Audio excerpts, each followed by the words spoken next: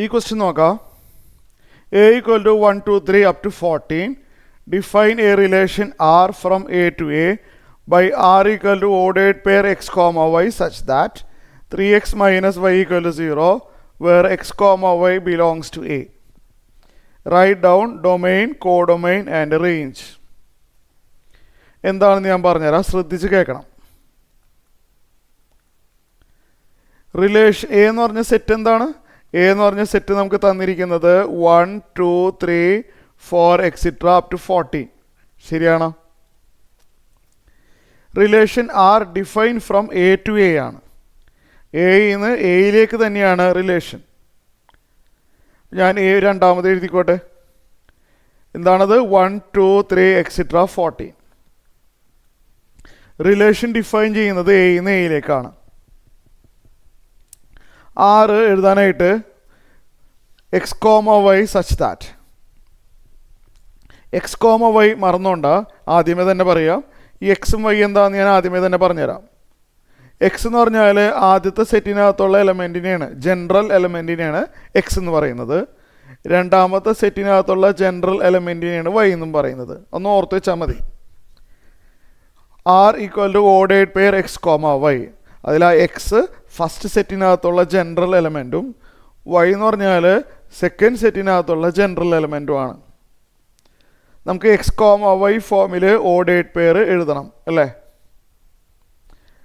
ഇവിടെ 3x minus Y 0 ആയിരിക്കണം അല്ലേ? 3x minus Y 0, minus Y അങ്ങോട്ട് എടുക്കുകയാണെന്നുണ്ടെങ്കിൽ, ഈ മൈനസ് വൈ അങ്ങോട്ട് എടുക്കുകയാണെന്നുണ്ടെങ്കിൽ വൈ ഈക്വൽ 3x ആവുമല്ലോ. വൈ ഈക്വൽ 3x ആവും.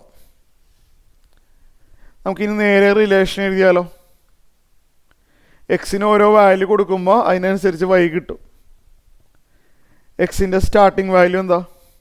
എക്സിൻ്റെ സ്റ്റാർട്ടിങ് വാല്യൂ 1 ആണ്. ഇവിടെ നോക്കിയേ, എക്സിന് 1 കൊടുത്താൽ എന്ത് സംഭവിക്കും?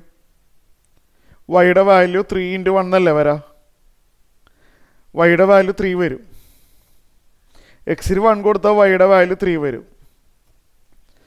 ആ 3 എന്ന് പറഞ്ഞ നമ്പർ സെക്കൻഡ് സെറ്റിൽ ഉള്ളതല്ലേ എന്ന് ഉറപ്പ് വരുത്താം. അവിടെ ഉള്ളതാണ് 3. എക്സിൻ്റെ അടുത്ത വാല്യൂ ഏതാ? എക്സിന് 1 കൊടുത്തു കഴിഞ്ഞാൽ പിന്നെ വേറെ ഏതാ എക്സിന് കൊടുക്കാൻ പറ്റിയ വാല്യൂ? എക്സിന് നമുക്ക് 2 കൊടുത്താലോ? എക്സിന് 2 കൊടുത്തു കഴിഞ്ഞാൽ വൈയുടെ വാല്യൂ എന്ത് വരും? എക്സിന് 2 കൊടുത്താൽ വൈയുടെ വാല്യൂ 3 × 2 6 ആവും. 6 അവിടെ ഉണ്ടാവുമല്ലോ. ഉണ്ട്. 6 എന്ന് പറഞ്ഞ നമ്പർ സെക്കൻഡ് സെറ്റിലുള്ളതാ. ഇനിയിപ്പോൾ മനസ്സിലായല്ലോ, സ്പീഡിൽ പറയാം. 2 കഴിഞ്ഞാൽ പിന്നെ അടുത്ത 3 ആണ്. എക്സിന് 3 കൊടുത്താൽ വൈയുടെ വാല്യൂ 3 × 3 9. 9 അവിടെ ഉള്ളതാണ്. എക്സിൻ്റെ അടുത്ത വാല്യൂ, എക്സിൻ്റെ വാല്യൂ 3 കഴിഞ്ഞാൽ പിന്നെ 4. അപ്പോൾ വൈയുടെ വാല്യൂ 3 × 4 ആവും 12. 12 അവിടെ ഉള്ളതാ.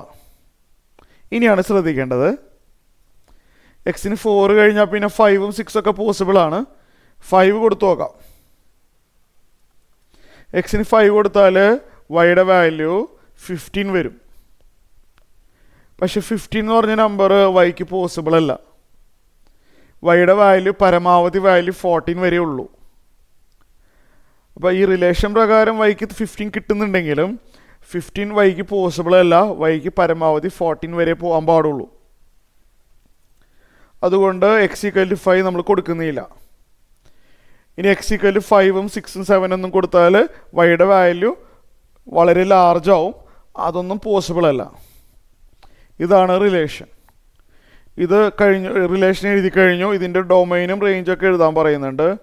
ഡൊമൈൻ എന്ന് പറഞ്ഞാൽ ഈ ഓർഡേഡ് പെയറിലെ ആദ്യത്തെ എലമെൻറ്റ്സ് കോമിട്ട് എഴുതാം, സെറ്റായിട്ട് എഴുതാം.